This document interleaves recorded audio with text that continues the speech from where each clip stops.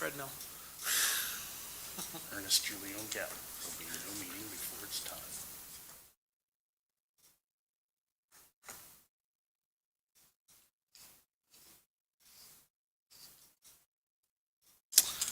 All right, it's 7 o'clock. Call this regular city council meeting to order. Please join me in a pledge of allegiance.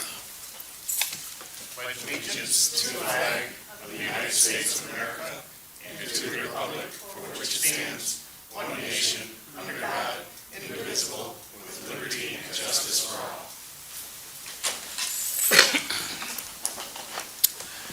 all. All right, clerk, please call the roll. Alderwoman Haderlein. Schulz. Here. Lavallee. Here. Carncross. Here. Lancaster. Here. Gorman. Here. Perkins. Present. Lorena. Quorum is present there. All right, thank you. At this time, we will recognize anyone for public comment. I don't believe, did we check to see if there was anyone written in for public comment?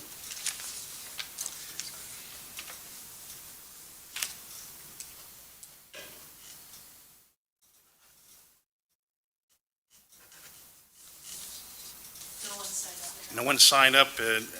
Last chance, going once, going twice. All right, no public comment. Item number 4 is a public hearing petition for amendment of annexation agreement. That public hearing has been canceled. We did put it on the agenda because we did do the proper notifications for such a hearing. However, it was determined that state statute does not allow us to extend the annexation agreement beyond 20 years. And so that has been canceled, and Wholesome will have to seek a developer's agreement with the city to move forward if they plan to do mining in the future. So I do know that they're seeking a meeting with staffing next week to discuss the points of that, and that'll eventually come back to council for, actually, my guess is it'll go into Community and Economic Development and then come back to council. So that's the status of that. All right, item number 5 is staff monthly reports. The city has an opportunity to ask, the council can ask staff any questions regarding their monthly staff reports. This is a bit of a change from previous agendas to try and streamline the agenda. We did put all the staffing reports on the consent agenda, but this is your opportunity, if you have questions about staff reports, to query those questions. Oh, yes, and let the record reflect that Alderwoman Haderlein has joined the meeting. So this is where you would do, I don't have anything right now, but this is where you would do it rather than while they're giving their reports? Well, you can do it now or you can do it later too, but this is really designed to give you the opportunity to do it now up front. Okay. Anyone in council? I got a couple. With the city administrator report, and also I guess part of it comes from minutes from Parks. The OSLOD grant application, what happened with that? Are we not a distressed community anymore? All right, I don't know the answer to that. I think, Deb, do you have any input on that I do. item? Is this working?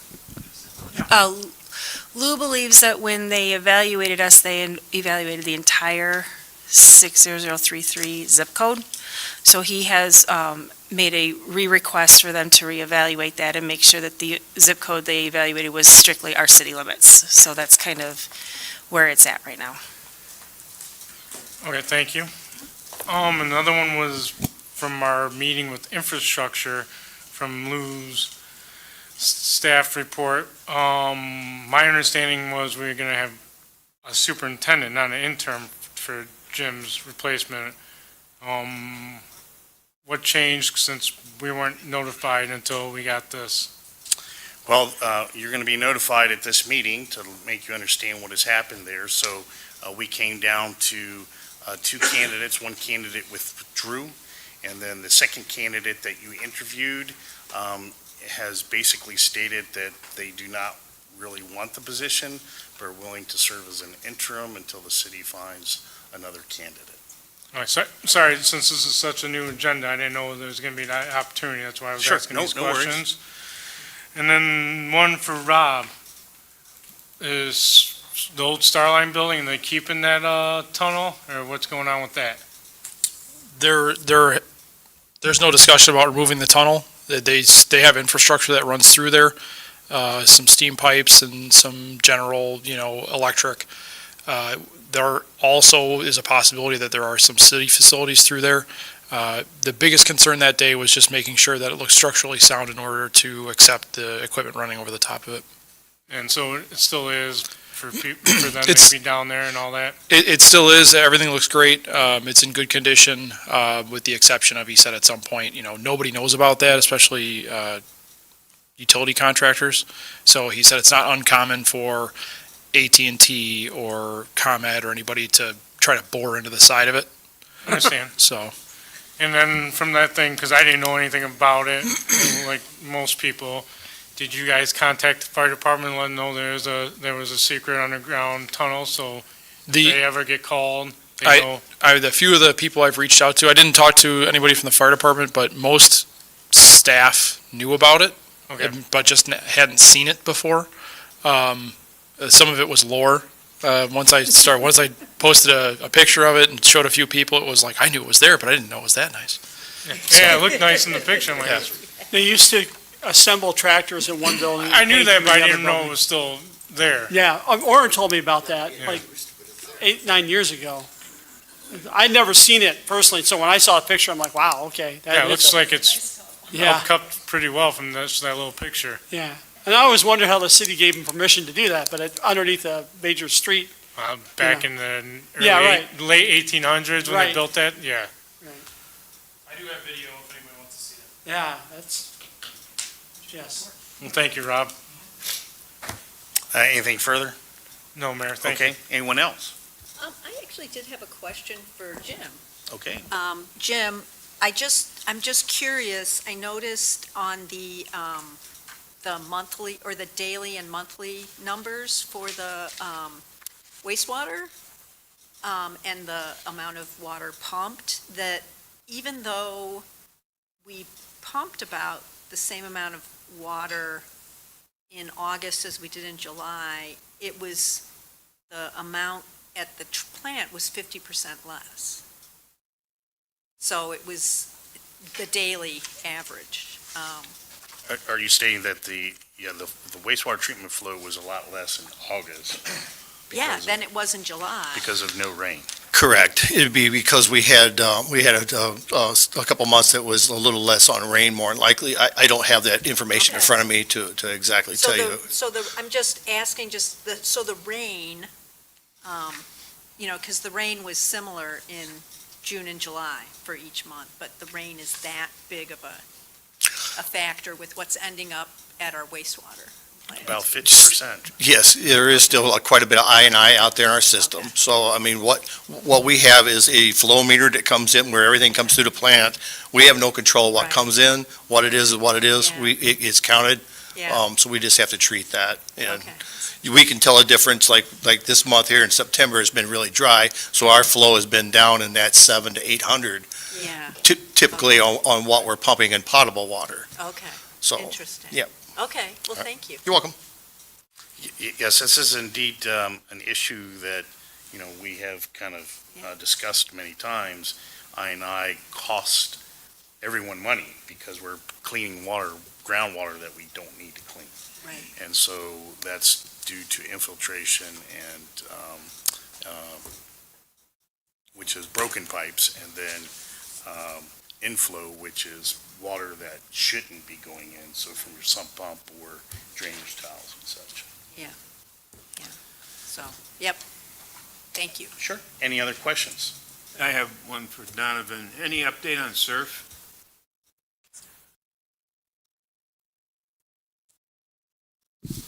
In early October, we have a kickoff meeting to go over all the permit requirements with our engineer, and that's about it. No date when they're going to start actually? We will know at that meeting, I'm pretty sure, when they want to start. Okay. So we can update the infrastructure committee at their next meeting as to what comes out of that. I assume that meeting with SURF is before the infrastructure committee. I don't know what date you're meeting with SURF. I don't think well, our assigned date, I think, is the second Tuesday, Monday, second Monday in October. Yeah, that sounds right. I believe it's after that. All right, then we will update the council when we know. 14th. 14th is the second. Yeah, because the first Ninth is the is 7th. Is admin. Yes. That's why I knew the date. Infrastructure? All right, any other comments or questions? Hearing none, we'll move on to items 6A through 6M, the consent agenda. Is there any item that City Council wishes to remove from this consent agenda? I'd like to pull the Planning and Zoning Commission's recommendation, item number F, or letter F, excuse me, 6F. Okay, anyone else? The only reason I'm going to pull these two is so the public understands what we're doing. There's no issue with them from mine because I was at the meeting, but G and H. G and H, okay. Any other council members wish to move anything else? Any item that the public cares to have removed from the consent agenda? Are you Hearing none? trying to have no controversy with Halloween by putting it on the consent agenda this year? Well, I think the consent agenda we're trying is to streamline city council meetings, but if there's something that you want removed, then by all means, let's take it off the consent agenda. So, No, I'll just turn my lights on early. Motion to approve the consent agenda without F, G, and H. all right, we have a motion to approve consent agenda 6A through 6E and 6I through 6M. Do I have a second? I'll second. Motion by Schulz, second by Carncross. Any comments or questions? Hear none, clerk call the roll. Alderwoman Haderlein, Yes. Schulz, Yes. Lavallee. Yes. Carncross. Yes. Lancaster, Yes. Gorman, Yes. Perkins. Yes. All ayes, motion carries. All right, item number 7, I'll redesignate item 6F to 7A, 6G to 7B, and 6H to 7C. So item 7A is Planning and Zoning Commission's recommendation regarding the UDO text amendments.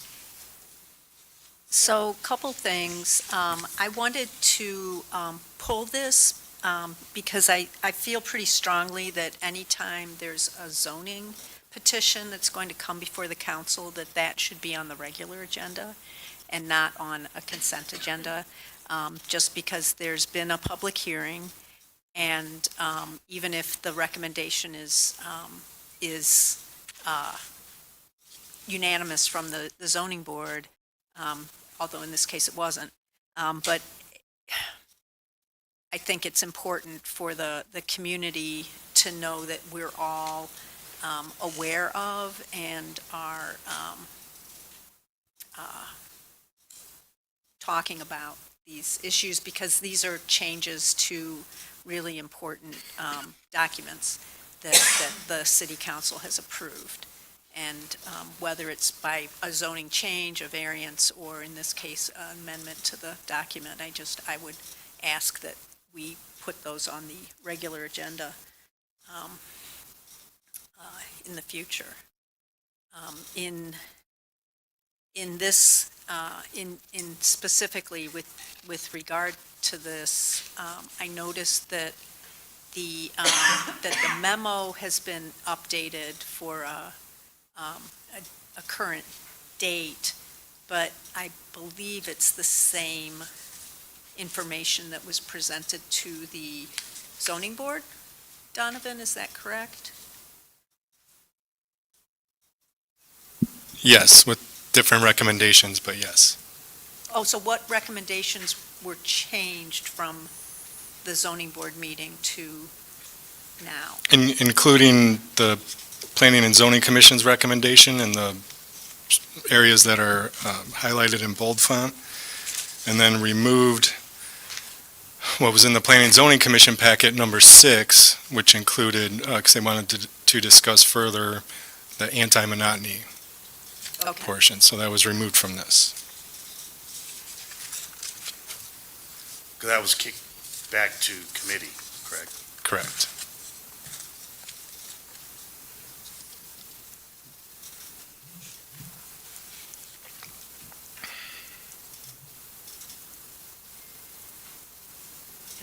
Thank you. One question I do have is for,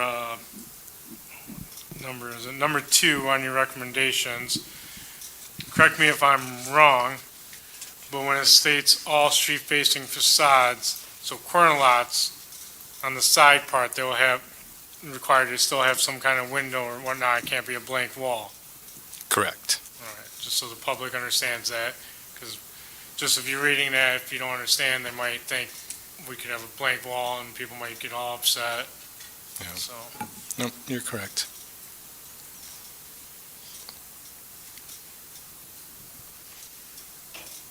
Any other comments or questions? Otherwise, accept the motion to approve the Planning and Zoning Commission's recommendations regarding the UDO text amendments. So moved. Second. We have a motion by Schulz and second by Carncross. Any other comments or questions here? Hearing none, clerk call the roll. Alderman Schultz? Yes. Lavallee? Yes. Carncross? Yes. Lancaster? Yes. Gorman? Yes. Perkins? Yes. Haderlein? Yes. All ayes, motion carries. And Donavan, correct me if I'm wrong, we're going to present an actual ordinance at the next council meeting? Correct. Okay, item number 7B, which is the 2024 road program, accept low bid, Chicagoland Paving Contractors Incorporated for $179,000. Your actions requested to approve the low bid as submitted. The only reason why I brought this up is I know there's a committee meeting, we talked about it, but I know not everyone in the public gets stable, watch all the committee meetings. So I also want to see what we are still doing with our road programs that we are trying, help with the little money we still have, and hopefully next year it's even be better with the 1% sales tax that we have. So that's the only reason why I pulled these two, so they understand that we're not doing anything with the roads. So, no, actually, the $179,000 is to do this year's road program, which is going to be the skip patching, right? So, the skip patching, the estimates of quantity, or the engineer's estimate of cost came in low, so we're going to maximize what we have, and we have the $225,000 budgeted for the road program, so we will take the extra funding that was available from the low bid, and we'll apply that to extra skip patching, resulting in about an extra 100 square yard, or extra 1,000 square yards of skip patching. So, and spreading the love this year. Thank you. Trying to use as much of the budget that you approved as possible based on the pricing that the bidder provided, so. So is the skip patching on the bid sheet, is that the Class D patches? Yes. Okay. So they'll actually be closer to 5,000? Yes, it's approximately 4,700. So Okay. the original amount just plus 20, we can increase or decrease contract quantity by 25% Okay. without having to go back to IDOT. Okay. I talked to Chicagoland Paving about it, and of course, they're fine with doing another I bet. 1,000 square yards. Okay, thank you. Rob, how did we pay for the large repair that had to be done on Air Street in front of Ace Hardware? We used funds from the water department. So like I Because have. we had a sewer. Yeah, break. so it was a water main break, so Water the main water main break, so the water main GL was the one that actually paid for that repair. Okay. All right, right, any other comments or questions concerning 7A, the 2024 road program for low bid to Chicagoland paving contract? Hearing none, I'll accept the motion and second to approve the bid as presented. I'll make that motion. Second. All right, we have a motion by Perkins and second by Haderlein. Any further comments or questions? Hearing none, clerk call the roll. Alderman Lavallee, Yes. Carncross, Yes. Lancaster, Yes. Gorman, Yes. Perkins, Yes. Haderlein, Yes. Schulz. Yes. All ayes, motion carries. All right, thank you. Item number 7C is the 2024 road program rejuvenation low bid corrective asphalt materials for the value of $52,051.04. Seek your approval to accept this bid as presented. And just for our listeners, that's separate from skip patching. This is rejuvenating, basically trying to preserve recently paved roads. In what, the last 5 years, wasn't it? Ish, 5 to 6, I think, and, essentially you're trying to extend the life of those roads so that we don't have to replace them sooner. So I'm just curious, after, because we did that last year for some, and so what percentage of our recently done roads are going to have been rejuvenated? So we are at the point where after this year, there are really no good roads that Okay. would qualify for rejuvenation Okay. or crack sealing.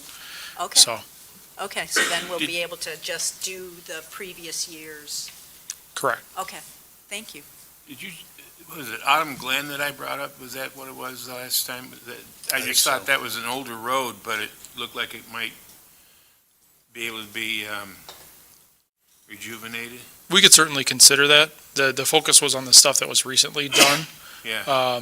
And going into next year, however the road program shakes out with the additional funding will determine sort of the aim.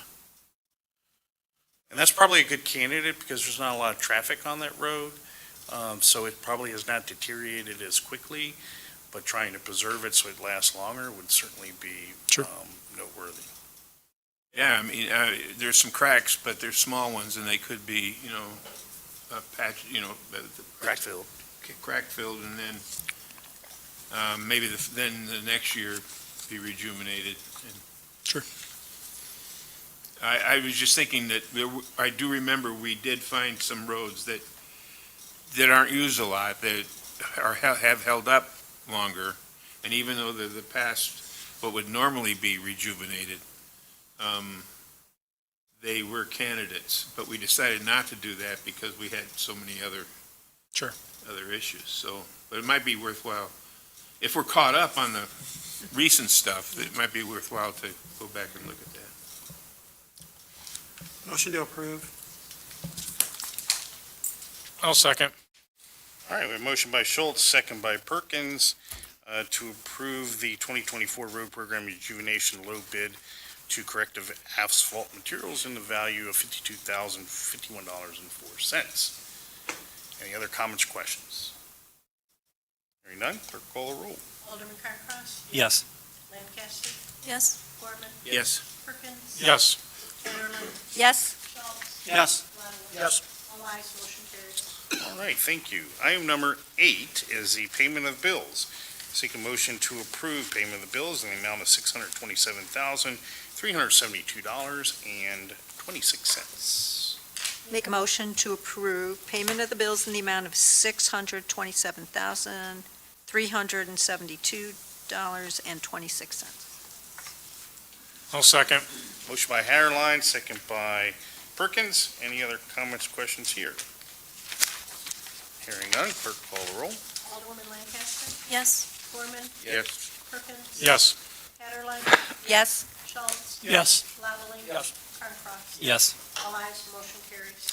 Thank you. Item number 9, scroll up here, is the tree board recommendation for tree species list.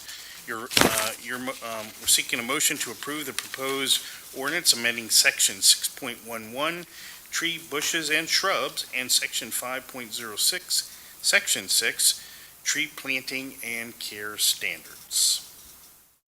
I'll make a motion to approve the proposed ordinance amending Section 6.11, tree, bushes, and shrubs, and Section 5.06, Section 6, tree planting and care standards. Second. I have a motion by Haderlein, second by Schulz. Any other comments or questions on this? Well, I did just want to just point out to folks, because I thought this was really interesting when the committee got into it, is if you look at the list of currently permitted trees for planting in the right-of-way, there are 9, and 6 of them are maples. And most of those and 2 of them are lindens. And then there's honey locust. And if you drive through Harvard, you'll see a large number of maples and honey locusts. And, you know, in addition, several of those maples are actually cultivars of Norway maples. So it's really, there's like 2 types of maples on the list. So that was something that the arborists on the tree board were really excited about putting together a more diverse list of trees, because we know a lot more about what trees work in different situations in municipalities, whether it's in right-of-ways, planting under or near utility lines, and then in park settings. And so they really spent several months putting the list together that includes then prohibited trees, that if any of you have a neighbor with a walnut tree, you will know why walnut trees are on the prohibited list. When they drop their walnut bombs, they're kind of, nasty. So anyway, I thought the board did a good job and spent a fair amount of time putting this together. And it's highly advisable to have a diversified tree stock, because the city has suffered in history, 2 large tree losses due to diseases and pests. So many years ago, we lost a ton of Dutch elm that line many of city Harvard streets. And of course, more recently, ash have been decimated by the emerald ash borer beetle. So having a good diversified stock is certainly something we should do. So I'm very glad the tree board did take on this. All right, any other comments or questions? Just one comment for the public on the 6.11C. My understanding, right, is you changed it, you took out at no cost for the permit. That's because of the man hours, the reimburse for the man hours for Julie, Mark and for Julie. No, the no cost, it was a previous decision of the tree board to do a $25 permit fee just because of the staff time that's involved in evaluating the site, selecting the tree, and basically going through the process. Julie costs are covered by the city in a per call out notifications. So this is just to recover some staff time.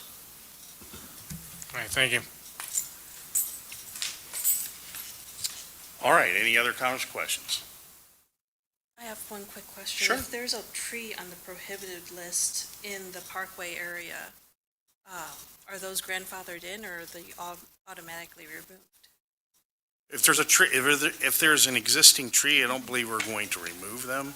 This is just going forward to try and reduce those trees in. Planting them, Yes, more of planting. them, yes. Which one do you have? Oh, you actually have a live ash? Uh-huh. Oh, well, that's good. Well, hopefully it mean, stays that way, but yeah. we've cut down hundreds of ash trees because Yeah. because of Yeah. beetles. So. Yeah. All right. Well then, I yeah, guess it's it a is. strong one. Yeah. Any other comments or questions? Hearing none, clerk, call the roll. Alderman Gorman, Yes. Perkins, Yes. Haderlein, Yes. Schulz, Yes. Lavallee, Yes. Carncross, Yes. Lancaster. Yes. All ayes, motion carries. Ordinance 2024-127. All right, next item is the strategic vision review. I don't think we had any particular action items on here unless there's something council wants to discuss. But we want to keep this on the monthly agenda to make sure that we don't lose sight. Hearing none, then we'll move on to item number 11 for department head reports. Now, we do have a number of employees who are out this evening, so we'll have a few kind of Deb will be making some reports for them. Jim, we'll start with you, sir. Report is submitted. And painting, The water tower's back in line, everything's done. fantastic. Thank you. Thank you. Did they discover any unknown No, issues? sir. Everything went very well. That's good. Good. All right, thank you. Ann?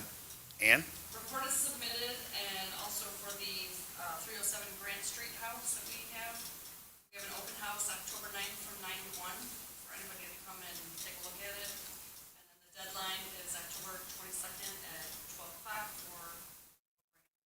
And those are closed bids going to the clerk, is that right? They will be open at the council meeting, my understanding. Okay.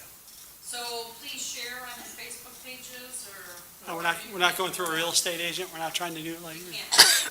oh, it's too bad. I was hoping we could, we can't. So if we don't get any bids that we like, do we have to accept, can we put it back out for rebid? Do we have a minimum? 35,000 is the minimum? Okay. All right. Rob? All right. Donavan, please give us an update. Thank you, Mayor, City Council. Tacos, tamales, and tortas, oh my. That tour in partnership with Naturally McHenry County has kicked off. It started on September 16th. So you can visit one of 7 of our Mexican restaurants in town. Download the Naturally McHenry County app, and each time you visit one of the 7 Mexican restaurants, you scan the code, you're entered in, and once you complete the tour within a year, you get a bottle of hot sauce that is produced by a local family. So we want to capitalize on that a little bit more and learn more about them so we can help them sell their product. So download the Naturally McHenry app and start your tour. So far this year, we have 34 new homes. We're on track, hopefully, to get to 50. That's what I had projected.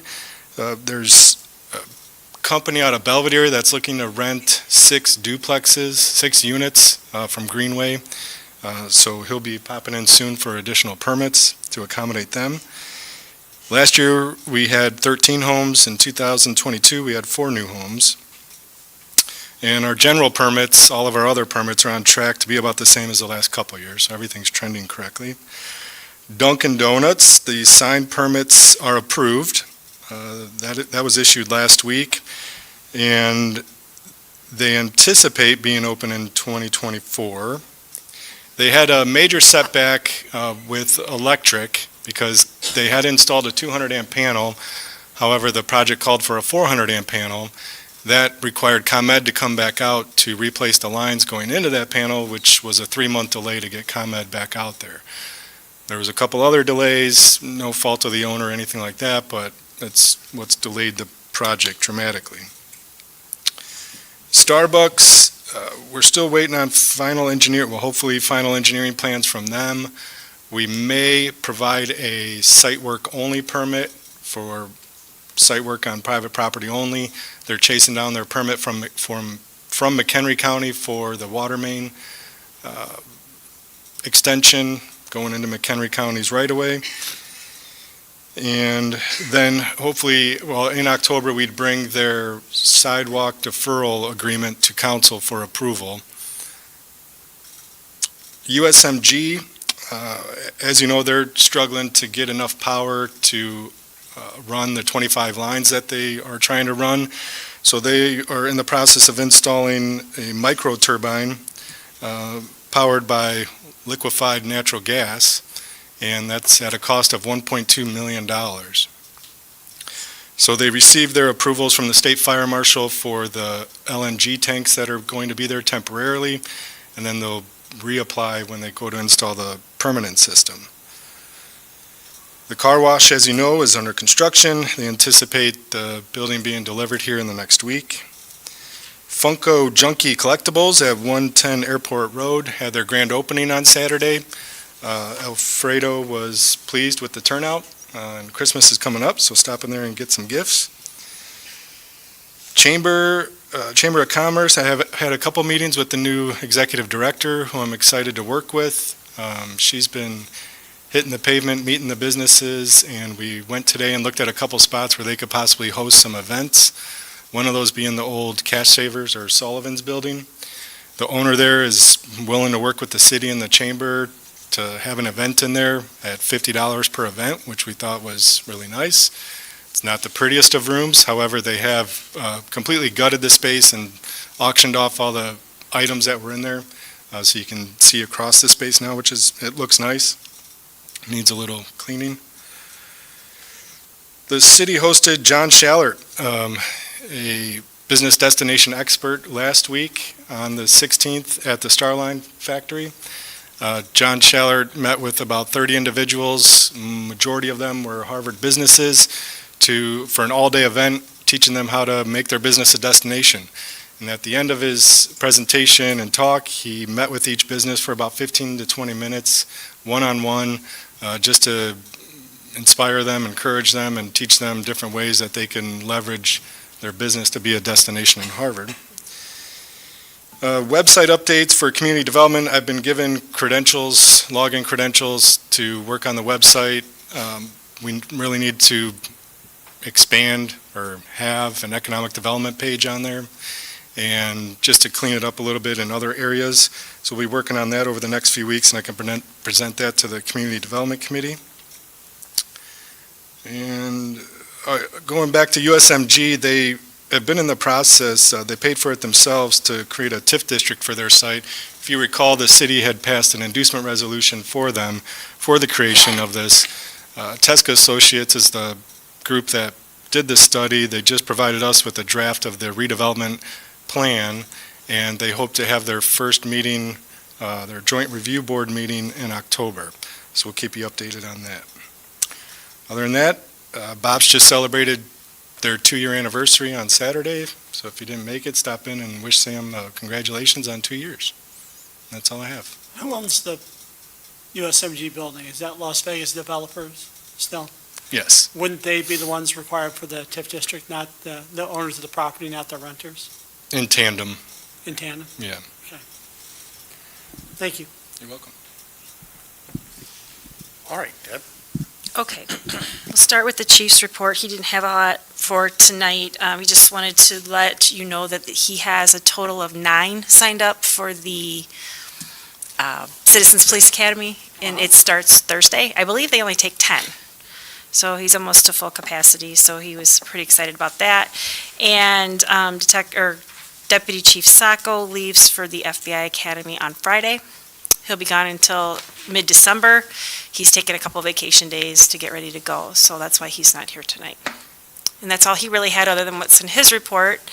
Stacy's report is in the packet, and in addition to her report, she shared with me today a Parks and Recreation guide that she's working on. It's in draft form, and she's done it from scratch, and it's really good. It's like any other guide you'd find. She's got some of the programs she's currently doing, some upcoming programs she's anticipating doing, and then some blank spaces where she needs to fill it in, but I'm thinking she'll probably share that with the park committee here in the next month or so when she gets it finalized, but looks really good. Park Point Path, Alderman Schulz was asking about the completion of that. As far as what we budgeted for last year, that portion is complete. That doesn't include the whole path, but because of funding, we were only able to do that much, which actually didn't get finished till this fiscal year, but was part of last fiscal year's budget. We cut the check in advance so that it would come out of the right books. So moving forward, the committee will have to proceed with the remainder of the path, which from what I understand was already approved. Yeah. As to be done, but that'll have to be included in next year's budget. So I have a note in my budget files to make sure that that gets taken care of. And then the Lions Park path, was in question as far as the status. Just found out tonight, right before I came over. We reached out, that was a grant of $125,000, it was pre-funded, so we already have the money for that. So we didn't have to go to public bid, so we reached out to some local asphalt companies. We only received numbers back from one, and we had him bid that two different ways, 6 foot wide and 8 foot wide. 6 foot came in at 110 with prevailing wage, 140 for 8 foot, so we will probably have to go with the 6 foot because it's within the grant funding, and then come up with some extra pads or something for benches to use the remainder of those $125,000 funds. That'll be something that'll be on the park board agenda, because we will need to approve all of that and get going on that, because that grant expires January. So we'll have to do that this fall yet. So that I'll make sure gets on the agenda. And then Alderwoman Haderlein had a question regarding the minutes from August that were lacking some information based on the fact that the meeting was held outside. The recorder didn't pick up all the information as they were talking about it, so I put a memo in your packets today that just explained what was missing so that the accurate information could be part of the public record moving forward. So I think that's everything for parks. Did I address everything? No, you did. Okay.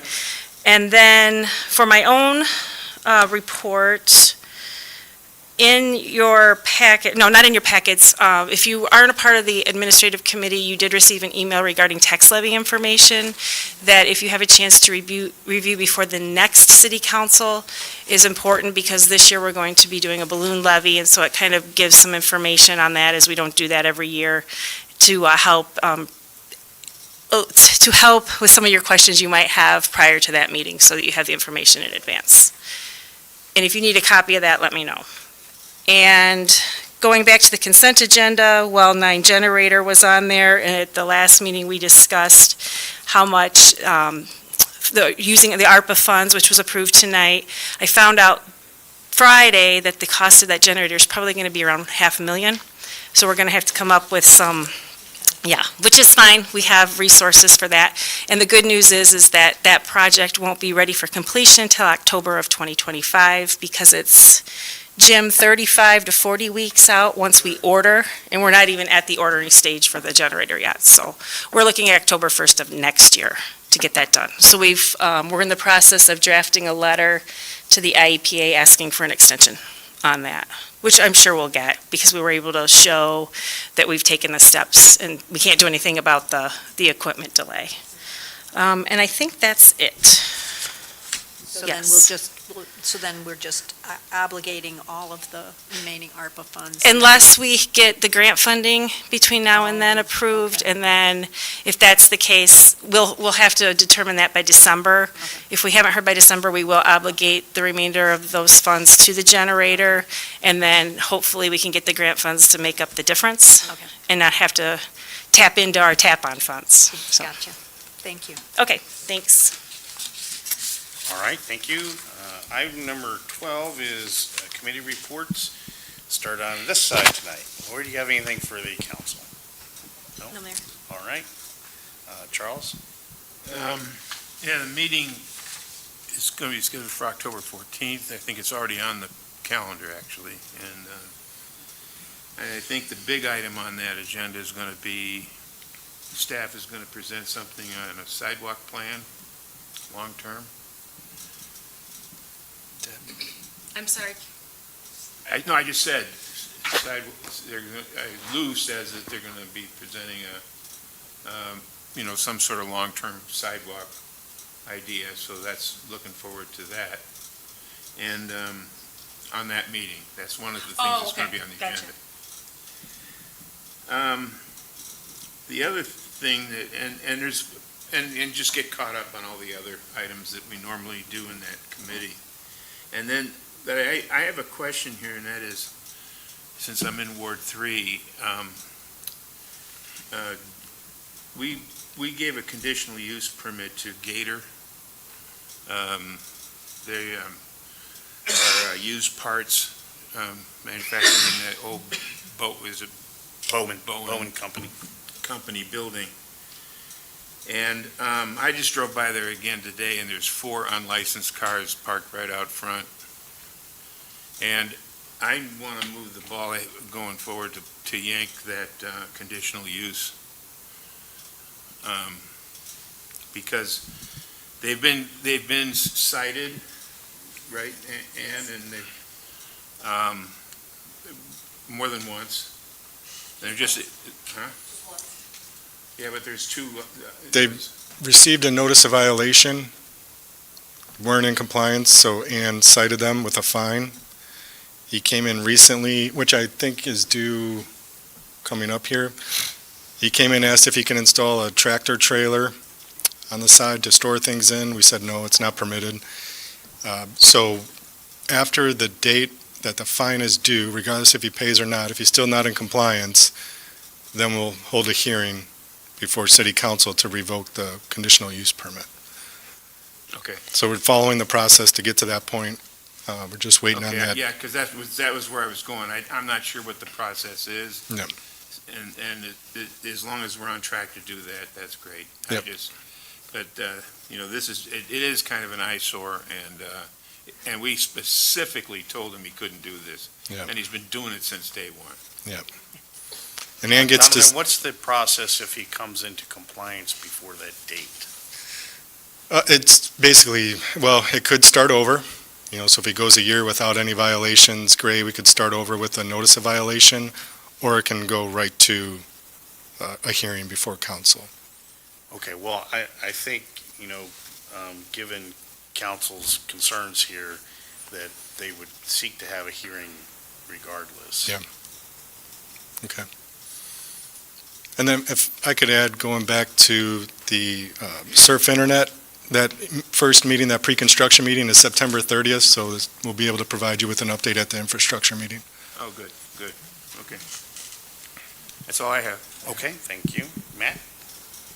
I just wish we could have been warned about how the agenda got switched from how we've been doing this for years and trying to jam everything down the consent agenda. We've always talked about being transparency, and there's a lot of things on here that we're gonna have to pull anyways, which used to always be under there. And our city council meetings really don't usually go that long, except when there's big things like the chicken thing and all that, but all the other ones have not gone really that long. So I kind of wish we would go back to the old way with it, so we can be more transparent to the public. That's all I have to say. Okay. No Rosa tonight. Lisa? Yeah, so I would just quickly echo what Matt said. I was concerned to see what to me seemed like a step backwards from a transparency standpoint of going more to the direction that Woodstock has of putting everything on the consent agenda and then council members pull things off for discussion. I did like our old way of doing that, so. But I did there will be an admin committee meeting on October 9th. You have time. At 6:30, and this will be part of the balloon levy process that we'll be going through. So, so that'll be at 6:30 on the 9th. And I don't know what else will be on the agenda, but yes. It'll be crucial that we have a quorum for that meeting so that we can vote through that recommendation to city council so we can stay on schedule for that. Yeah, because if you saw in the packet that the information that Deb provided. No, I'm just making sure that if I anything already comes sent up. an email to Lou saying that day works. No, I was the one that they were specifically asking if it worked the most because I'm actually out of town. I'm flying back in that morning, so yeah, I'm going to be flying for like 15 hours and then getting back in the morning. Well, that's not going to be fun. So no, it won't be. So I apologize in advance if I'm a little cranky when the meeting comes up. Or so, zombie, yeah. okay. I'll be here to at least hold my hand up and vote, Yeah, okay? because it's just a very tight schedule for us to meet all Right. of the deadlines. And I'm correct? hoping to have that calculated by the end of this week or beginning of next week at the latest, and I'll try to get that to you in advance as well. That's why I did the packet, so that it wasn't all coming at you at once and kind of break it up a little bit. Because the most important part's going to be what we talk about that night as far as the actual numbers, so. Right. Thank you. Yeah, thank you. And then the tree board is going to meet on October 2nd, and we'll really just be finalizing plans for the October tree planting on October 5th, which will be at Mary's Park at 10 a.m. So, and we'll be planting 16 trees. Yeah, so hope everyone can join us. The holes will be dug. Don't have to dig holes. Just get to fill them with dirt. Okay. Thank Anything you. through there? Oh, and tree board, it meets at 6:30. That's it. Okay, Jay? A lot of discussion on social media about funds. Dave used to have a chart that would show your tax bill and what percentage goes where. And I'm wondering if that can be made available to us so we can share it when people say, why can't this money be used here? School district money So, obviously can't be mixed with city money. We don't, that chart is available on the city's budget. So, Wonderful. If you pull up the budget for Okay. this year, it's there. It's also available on everyone's tax bill. There's a pie chart that shows Yeah. how much actually goes to the city. So for the listeners that are listening, 18 cents out of every dollar that you pay in taxes, property tax, comes to the city. We get 18 cents. the largest body out of that is the school district. The school With district. How many? I percentage don't, of I it don't now? know the exact percentage, but I think it's about 65 or 68 cents out of every dollar. Okay. So 3-4 times more than the city does. And I did see some of those posts, and for sure, you know, the monies that the school district gets, the city has no authority or bearing on how they spend their money. They are a separate taxing authority, and they have complete discretion on how they decide to spend their property tax. And so the city doesn't have any say in that matter. I think there were definitely some people who thought, well, that was property tax, should be spend that on the streets, but it's not the city's property tax. You know, I think the school district, I don't know the exact figures off the top of my head, but they got several $100,000 of property back tax.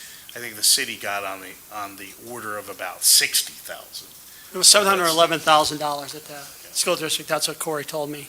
The next concern with that is that, and I lost my train of thought, but what can we approve? So if the school district decides they're going to build a building, the only impact that the city has is drainage, Essentially, stormwater, yes. stormwater. So we can't, like, if they say we're going to build a building here, the only thing that they have to come to us and ask for permission to do, and actually not this board, but is the engineering group from the city that we employ, is to approve their drainage. Other than that, they can build a building. We cannot stop them. People have this feeling that we approve that. We do not approve what they do. We have no control over them, other than we have to make sure that they can't impact other property. Now, they do have to follow zoning requirements of the community, correct? So, for example, the land that they bought, the 22 acres, they should, as a good neighbor, be maintaining that. They should be mowing that land, correct? Correct.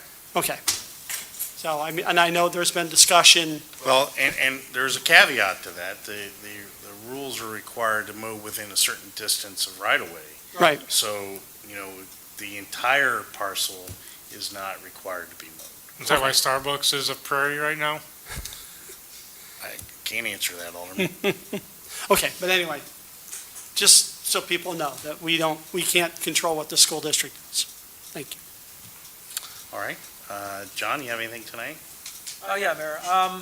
My wife, I don't know if anybody knows, my wife is on the Historical Society Board, and she was contacted recently, or they were contacted recently, that some relatives of the heirs are going to be in town actually on Friday. I believe great grandkids, if I'm not mistaken. So anyway, she was going to show them around the Historical Society and some other places in town. So if anybody's interested, about 2 o'clock apparently, they're meeting at the Historical Center. Oh, that's good to know. Anything All else? right. Dan, you have anything tonight? I do not, Mayor. Well, all right then, we'll move on to Treasurer's Report. In the packet, Mayor. I just do want to touch just briefly on the balloon levy, just so people understand why that's required, as we have had new growth happen within the city, and those new properties and new growth, new buildings have come onto the tax rolls. The city needs to do a balloon levy to capture that new growth, to be able to collect the taxes that are due on those properties. And so that's why we don't normally do a balloon levy, because we haven't had a whole lot of building. But we certainly have had quite a bit of building in recently, and so it's a requirement for us to be able to do that, to capture those taxes, so. Do you have any type of an estimate? So What the that amount current would be? CPI is, I can't remember what it is now.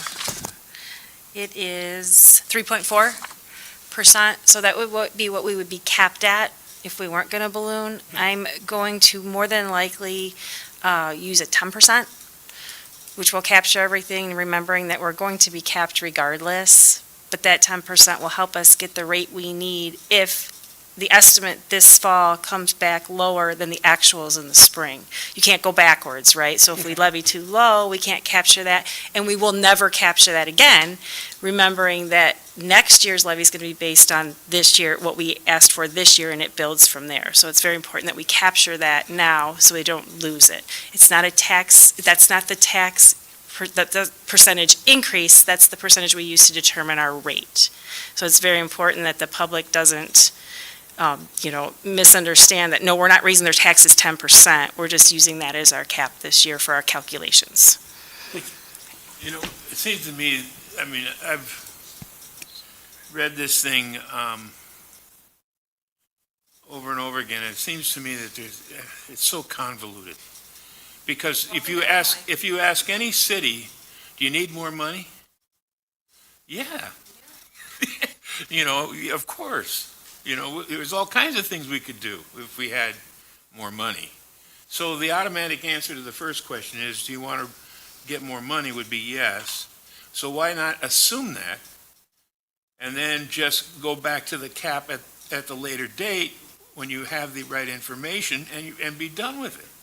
Well, it would be nice if we had a system where instead of having an estimated equalized assessed value, we had an actual equalized assessed value like we will in the spring. However, because it's backwards and the due date for our levy is December, we're working off estimates. And it all has to do with the 2-year cycle. That's the phony part. They could, if everybody just sat down and said, let's eliminate that part, assume that everybody wants money, and then of course, if you don't want the money, you could just put in a lower number, right? Right. You just use your CPI. And then they would come back and say, well, now that we have the real information and so on, we're going to cap you here. Be done with it. When did the legislature put in the caps on the levy? I mean, how long ago was I believe that? it goes back, at least, 60s, 70s. I think it's been a long time. I'm not exactly sure when PTEL actually, I can find that information out for you. I think It's been predates my residency in Illinois, so I can't tell you. Yeah, it's been a long time. To me, one of the frustrating things is that we're already paying our taxes a year late. Right.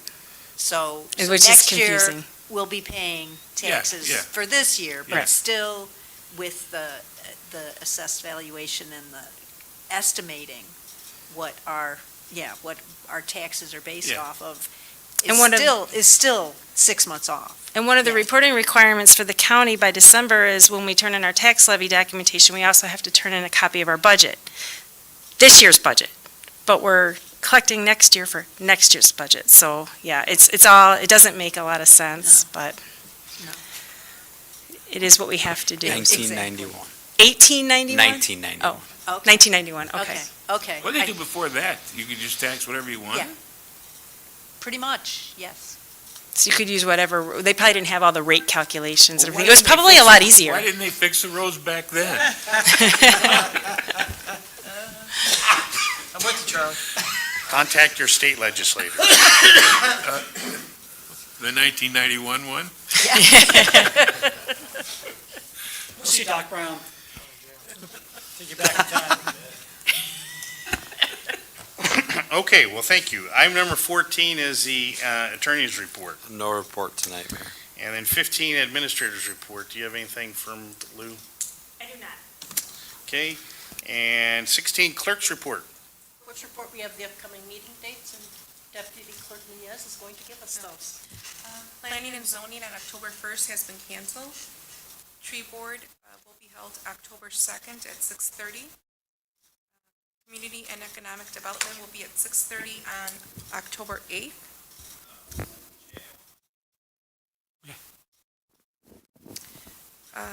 Wednesday, October 9th, administration committee meeting at 6:30. Infrastructure committee meeting, 6:30 on October 14th. Park Board meeting will be on Monday, October 21st at 6 PM.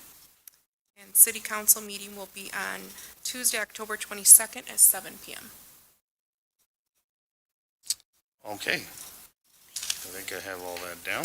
Can you give me the community and economic development meeting? It's going to be Tuesday, October 8th at 6:30. I would say that. I'll do it. Well, yeah, but if we have anything, because Rosa hasn't been able to be making the Oh, meetings, yeah. it would just be the two of you. So if there's anything that we have to vote on that agenda, just feel free to move it to any day after the 9th, and I'll make it after that. If we have something that has to be voted on in that time. Yeah, I don't know. I don't know what the agenda is gonna be, but just that way they're aware that we would likely not have a quorum if it's on the 8th. Thank you, Janet. So just to clarify, so the Parks Board meeting is on Monday, the 21st, and the council's on the 22nd, next day. Okay. And Make sure- Parks is at 6:30? Parks at 6. 6 PM. Okay. Any other comments, questions on that? No? All right, mayor's report. I did want to kind of rehash just slightly about John Shallert coming. This is the first time city council did approve us to utilize funding to try and bring some outside talent, expertise to help our businesses. I received huge amount of feedback from those who did participate. They found it very rewarding and want more of that. So we may, come budget time, seek some additional funding for similar type of activities for next fiscal year. Still to be kind of discussed internally, yes. He was fantastic. My question would be, is there any way we could get him some personal time with Kim from the Chamber of Commerce? It's a shame that she wasn't in that position, because it would have been great for her. I agree. It would have been great if she could have been there. I am interested in exploring, trying to get grant funding to send businesses to his boot camp. Oh, yeah. But, there's still some research to do on that, to see if we could, because there is some grant funding, I think, that he pointed out available that the city could apply for, and then,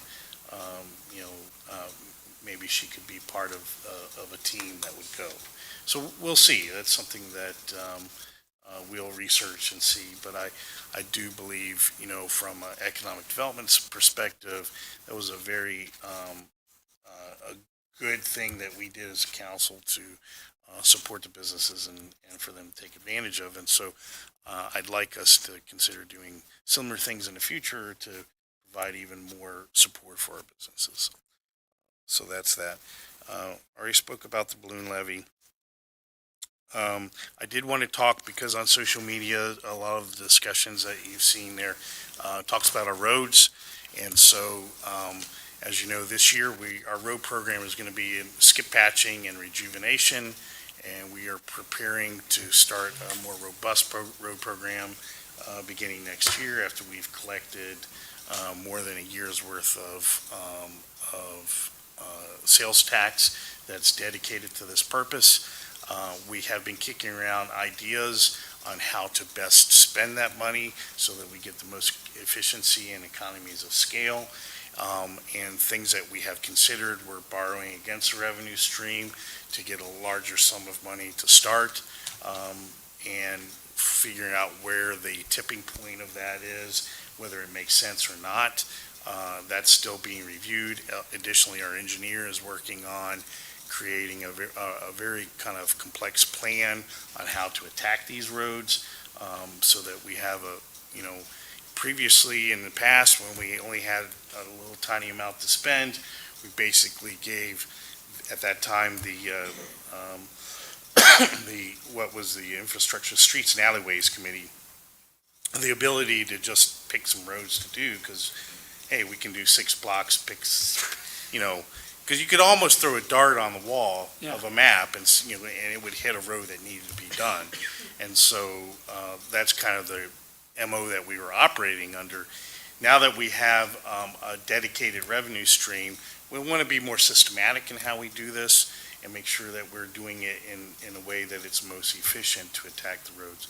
And clearly, we're not going to be able to pave all of them at once, so having a plan of how to do that would also help our residents understand when their road might actually get done, instead of being told, sometime in the next 30 years.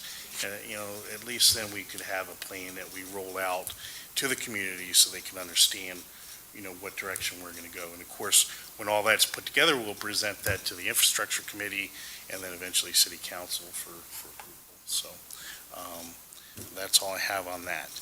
I have one last thing to discuss. As you know, we're near the end of our older staff, and so Lori retired from the administrative assistant position, and we have one other member that's getting ready to retire, and that's Jim Grant. Jim is very close. I think next month is going to be his last meeting, November 8th. And so next City Council will be his last City Council meeting. And so in a bit of an underhanded move, because we knew that he doesn't like recognition, we decided to recognize him tonight, knowing that he would be here. And so I have a plaque to present to you, sir, if you would please come up. Actually, I'll come over there. Can you take some pictures too, because mine sucks. Yeah, you got multiple keys. Yeah. Man, we gotta change We got a big old box of keys that we give out. Okay. This certificate of recognition is presented to James Jim M. Grant for outstanding service as the utility superintendent for the city of Harvard from November 8th, 2000 until November 8th, 2024. So 24 years of service. This key to the city of Harvard is presented in grateful appreciation for unselfish, dedicated service to the citizens of the city of Harvard, presented by Mayor Michael B. Kelly and members, and attested by Lori Moller, the city clerk.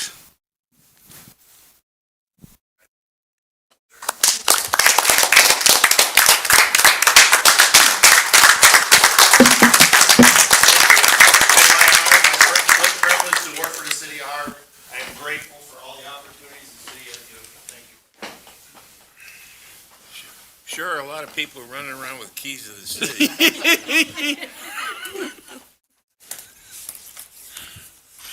Motion to adjourn? Well, just one last thing I did want to follow up on. That is, Jim is retiring. We are seeking a new superintendent, and we had interviewed a number of applicants. We got down to 2. One withdrew, and the second one, who is a city employee, has stated that he's willing to be an interim. So we will go back out to seek a new replacement while Charlie kind of fills in that position. So I anticipate Charlie will be kind of shadowing Jim for the remainder of his time, and internal staff members, both Deb and Lou, will help support him where he needs on those pieces that he doesn't normally do every day. So, and with that, I'll accept the motion to adjourn. Motion to adjourn. Second. I have a motion second. Clerk, call a roll. All those in favor? Aye. Opposed? Motion carries. Thank you and good night. 1 hour staggering. Yep.